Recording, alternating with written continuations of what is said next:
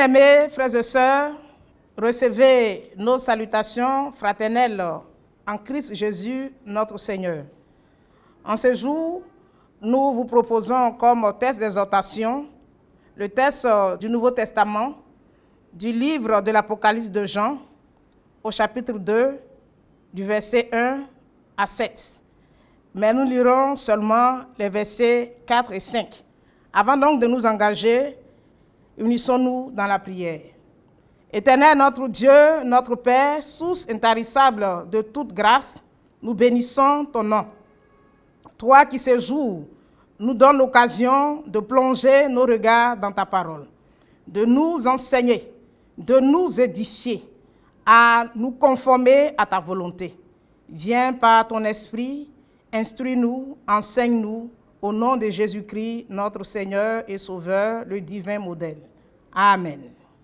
Voici donc ce qui est écrit. Mais ce que j'ai contre toi, c'est que tu as abandonné ton premier amour.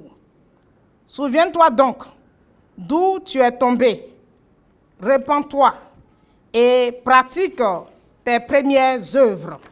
Sinon, je viendrai à toi et j'ôterai ton chandelier de sa place, à moins que tu ne te repentes. Amen. Le thème que nous voulons partager avec vous ce jour est ainsi libellé. Ce que j'ai contre toi. Et par rapport donc à notre thème, le verset 4 retient notre attention. Voici donc ce qui est écrit à ce verset 4 d'Apocalypse chapitre 2 que nous citons. Mais ce que j'ai contre toi, c'est que tu as abandonné ton premier amour. Bien-aimés frères et sœurs, le monde créé par Dieu est tiraillé entre deux forces, la force du mal et la force du bien. Et le constat que nous faisons, qui est un constat amer, c'est que le mal, aujourd'hui, emporte sur le bien.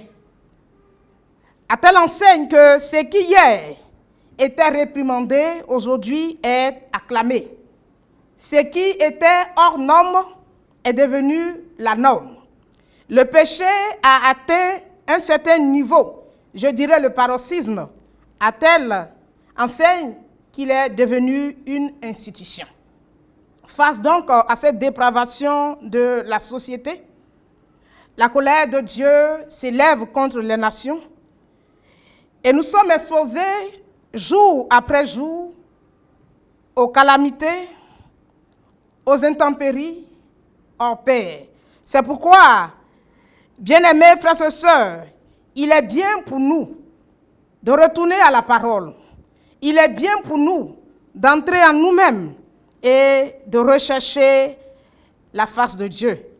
Et c'est dans cet esprit que s'inscrit cette exhortation que nous faisons ce jour à l'endroit de chacun de nous.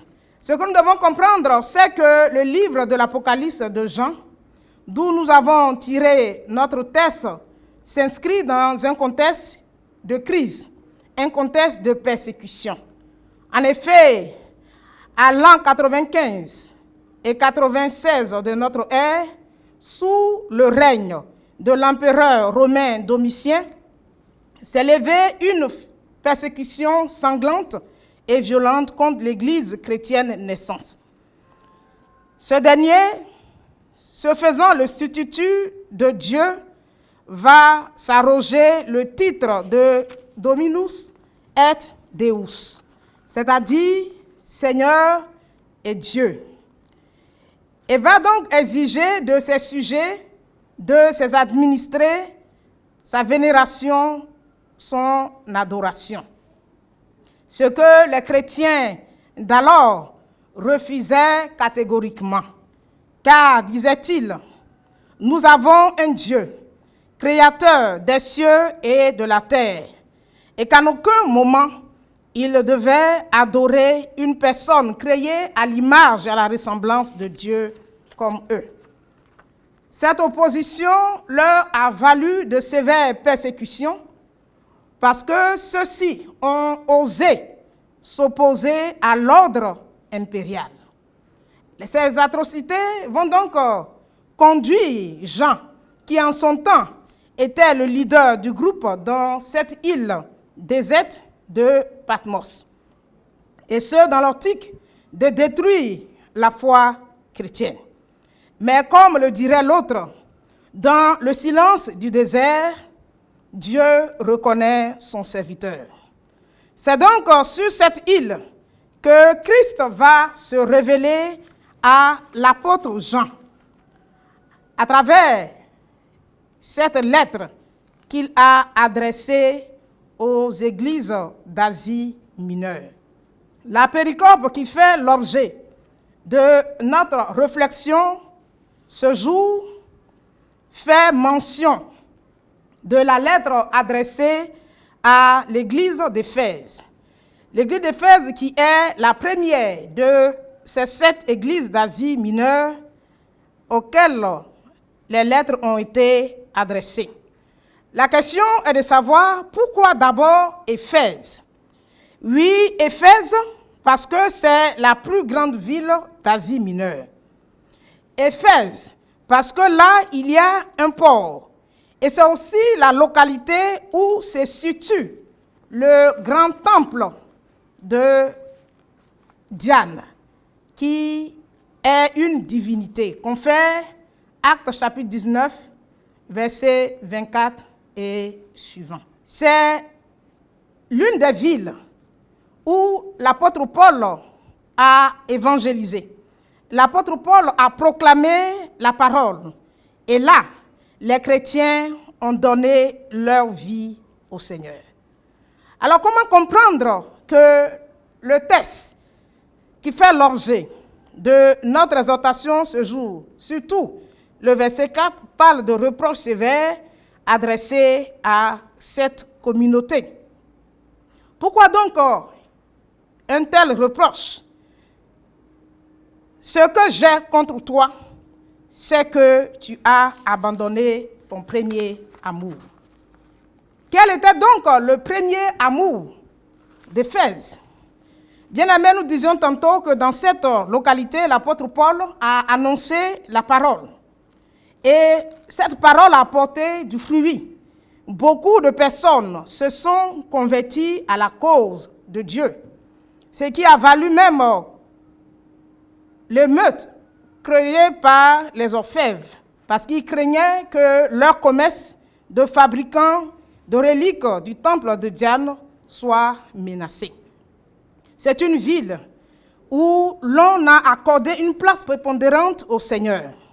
C'est ce qui justifie les éloges dont le Seigneur fait mention dans Apocalypse de Jean chapitre 2, versets 1 et suivants que nous avons lus. Ces éloges sont entre autres un encouragement du Seigneur, parce que ceux-ci persévéraient dans la foi, dans l'enseignement. Ils persévéraient dans le travail qu'ils accomplissaient dans la maison de Dieu. Ceux-ci étaient loués parce qu'ils condamnaient les actions des méchants. Ils étaient aussi loués parce qu'ils avaient le discernement. Bien-aimés frères, bien-aimés sœurs, sachons que celui qui détient notre vie, c'est le Seigneur. Celui qui nous donne la connaissance, c'est le Seigneur. Et lorsque nous sortons de sa volonté, le Seigneur ne fait que nous observer. Le Seigneur ne fait que nous laisser aller. Et aujourd'hui, bien-aimés, vous convenez avec nous que nous ne pouvons plus avancer. Nous ne pouvons plus avancer parce que tout est bloqué. Le Seigneur nous a donné de comprendre que c'est lui et lui seul. Et ce qu'il attend de nous, c'est que nous puissions revenir à lui, comme il le propose à Éphèse. Sinon, le chandelier sera ôté de la place où il a été mis. Bien-aimés frères, bien-aimées sœurs, n'est-ce pas que nous avons à revenir à l'Éternel? Quand nous voyons la vie que nous menons aujourd'hui, quand nous voyons le péché qui a atteint le paroxysme, même dans l'Église, nous avons balayé du revers de la main la voie de la vérité, la voie de la droiture, et nous nous sommes inscrits dans la fausseté. Nous avons caché notre lumière, nous qui sommes la lumière du monde, et nous avons embrassé les œuvres des ténèbres. Nous qui sommes censés être le sel de la terre, nous avons foulé aux pieds ce sel, à telle enseigne que la vie du monde est devenue morose. La vie du monde est fade, la vie du monde est sans saveur. Ce que Dieu attend de nous, ce que Dieu nous reproche, c'est notre froideur, c'est notre indifférence en ce qui concerne son œuvre. Permettez-nous de vous dire que Dieu, tout comme Éphèse, nous fait la proposition de revenir à lui pour que nous repartons sur de nouvelles bases. Il est temps pour toi, mon frère, il est temps pour toi, ma soeur, que tu sois ancien chrétien qui a rétrogradé, que tu sois ancien chrétien qui aujourd'hui est entré dans le formalisme. Tu viens à l'église simplement, mais ton cœur, ton âme est loin de Dieu. Sache que le Seigneur a besoin, au-delà de la vie, le culte que nous rendons, le Seigneur a besoin que nos cœurs, le Seigneur a besoin que nos âmes lui appartiennent. C'est aujourd'hui que tu dois prendre la décision. Pour toi qui es chrétien refroidi, pour toi qui n'as jamais entendu la parole de Dieu et qui l'entend ce matin, c'est l'occasion pour toi de saisir la main que le Seigneur t'offre. Car demain, certainement, il sera trop tard. C'est aujourd'hui qui est le jour de grâce. Et tu dois saisir cette grâce que le Seigneur te fait. Dieu te reproche le fait que tu lui aies tourné le dos. Mais il est prêt et il ouvre ses bras à te recueillir. Bien-aimé, Dieu attend ta réponse. Dieu attend ta décision. Et que cette décision soit sans réserve. Que cette réponse soit un oui, oui. Un oui que j'appellerai un oui éloquent pour la gloire de Dieu. Puissions-nous tous venir vers le Seigneur. Puissions-nous tous apporter au Seigneur, au-delà de la vie, au-delà de notre présence dans l'Église, d'apporter nos cœurs, nos têtes, nos bras, nos mains, pour que l'œuvre de Dieu s'avance dans la fidélité. Que le Seigneur nous bénisse. Je voudrais donc, bien aimés, à ce stade, nous inviter à un moment de prière. Inviter chacun de nous à entrer en lui-même. Eu égard à ce que nous venons d'entendre. Eu égard à la voix de Dieu qui vient de retentir à nos cœurs, que nous soyons chrétiens ou pas. C'est aujourd'hui le jour de grâce. Nous prions le Seigneur. Entends-tu, Jésus t'appelle. Viens au pécheur, il t'attend. À cette voix si fidèle, tu résistes à trop souvent. Laisse entrer le roi de gloire. Ouvre ton cœur à Jésus. Laisse entrer le roi de gloire. Hâte-toi, ne tarde plus. Aujourd'hui, c'est jour de grâce. Ne comptez pas sur demain. Pendant que ton sauveur passe, saisis sa puissante main. Oui, Seigneur, devant toi nous sommes. Et nous reconnaissons nos limites. Nous reconnaissons que nous t'avons offensé de plusieurs manières. Nous reconnaissons que la sagesse est de toi que nous l'avons reçue. La connaissance est de toi que nous avons reçue. Mais à un certain moment, l'orgueil a pris le dessus. Nous avons cru que nous pouvons nous substituer à toi. Nous avons cru que nous n'avons plus besoin de toi parce que nous sommes arrivés. Mais c'est alors que tu interviens, Seigneur, pour dire que nous ne sommes rien. Tu interviens pour dire que c'est toi qui nous fais don de toutes ces choses. Nous nous humilions devant toi. Nous te demandons pardon pour notre égarement. Nous te demandons pardon, Seigneur, de nous être éloignés de toi. Viens donc, Seigneur, saisir cette occasion pour nous rapprocher de toi, pour nous ramener à toi et nous donner de vivre pleinement notre foi. Aujourd'hui, le monde entier est bloqué par cette pandémie. Seigneur notre Dieu, cette crise sanitaire, le coronavirus Covid-19. Et Seigneur, nous promenons des regards inquiets. Et c'est alors que nous réalisons que sans toi, nous ne sommes rien, parce que nos recherches n'aboutissent à rien. Nos connaissances sont limitées. Nous avons besoin de toi. Nous avons besoin de toi. Visite, Seigneur, ton peuple. Rapproche les cœurs de toi et donne-nous de confesser que tu es le véritable Dieu. Nous te prions pour nos maisons, pour nos familles, pour toutes les nations. Nous te prions pour le monde entier. Révèle-toi à chacun comme le Seigneur de la vie, afin qu'en nous abandonnant à toi, nous recevons la vie que tu donnes gracieusement par Jésus-Christ, ton Fils, notre Seigneur et Sauveur. Amen.